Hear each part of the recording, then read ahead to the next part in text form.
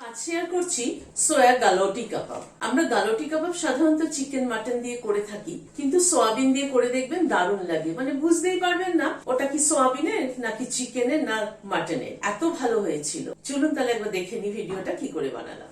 একটা মশলা তৈরি করার জন্য কিছু মশলা নিয়েছি এখানে প্লেটে।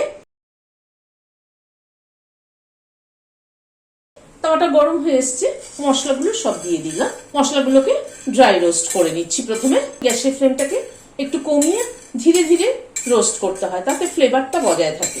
মিনিট দুয়েক মতো সময় ধরে মশলাটাকে একটু নাড়াচাড়া করে নিলাম। গ্যাসের ফ্লেমটাকে বন্ধ করে দিচ্ছি। মশলাটা ঠান্ডা হওয়ার পরে গ্রাইন্ডিং জারের মধ্যে দিয়ে দিচ্ছি। একটা প্লেটে ঢেলে নিলাম। এখানে খানিকটা সোয়াবিনকে একটু 2-3 মিনিট একটু বয়েল করে নিয়েছি। নিয়ে ভালো করে ধুয়ে জলটা নিংড়ে নিয়েছি।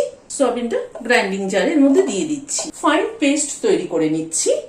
ফাইন পেস্ট করে নিলাম। প্যানে 1/2 চামচ ঘি দিচ্ছি। 3 টেবিল চামচ ছাতু আছে, বেসন আছে। বেসনটাকে ভেজে নিচ্ছি একটু ঘিয়ের মধ্যে। ভেজে নিলাম। বেসনটাকে এই সোয়াবিন পেস্টটার মধ্যে দিয়ে দিচ্ছি। 1 চামচ মতো ঘি দিলাম। একটা পেঁয়াজ কুচিয়ে নিয়েছি, 6-7 কোয়া মতো রসুন আর 1 ইঞ্চি মতো একটা আদার টুকরোকে কুচিয়ে নিয়েছি। ভেজে নিচ্ছি। 2টো কাঁচা লঙ্কা দিয়ে দিলাম। কয়েকটা কাজু বাদাম দিয়ে দিলাম। মশলাটাকে ভেজে নিলাম। মশলাটা ঠান্ডা হওয়ার পর গ্রাইন্ডিং জারে দিয়ে দিচ্ছি। একটা পেস্ট তৈরি করে নিচ্ছি। এবার মশলাটাকে এর মধ্যে দিয়ে দিলাম। মেখে নিচ্ছি।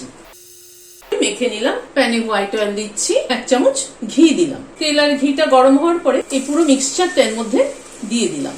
ভালো করে মিক্সচারটাকে কষিয়ে নেব। নুন দিয়ে দিলাম, হলুদ দিলাম, অল্প একটু কাশ্মীরি রেড চিলি পাউডার দিলাম, 1/2 চামচ মতো ধনের গুঁড়ো দিলাম। কষিয়ে নিচ্ছি। প্রায় মিনিট 5 ধরে কষালাম। ডোটা কিন্তু একদম দেখুন পুরো প্যানের থেকে ছেড়ে এসছে, তার মানে বুঝতে হবে কষানোটা হয়ে গেছে। মশলাটা যেটা তৈরি করেছিলাম লাস্টে এই মশলাটা দিয়ে দিলাম। দিয়ে আবার একটু মিশিয়ে দিচ্ছি। গ্যাসের ফ্লেমটাকে বন্ধ করে দিলাম। একটু ঠান্ডা হওয়া অবধি অপেক্ষা করব। ঠান্ডা হওয়ার পরে আমি হাতে একটু ঘি মাখিয়ে নিয়েছি যাতে করতে সুবিধা হয়। খানিকটা করে পোর্শন তুলে নিচ্ছি। কাবাবের মতো গোল গোল করে তৈরি করে নিচ্ছি।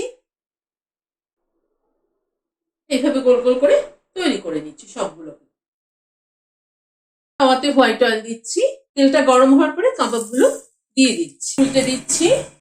2টো পিঠি উল্টে পাল্টে ভেজে নিলাম। তুলে নিচ্ছি। ভিডিওটা যদি ভালো লেগে থাকে তাহলে একটা লাইক এবং সাবস্ক্রাইব করার অনুরোধ রইল। আজ তাহলে এখানে শেষ করছি। নমস্কার।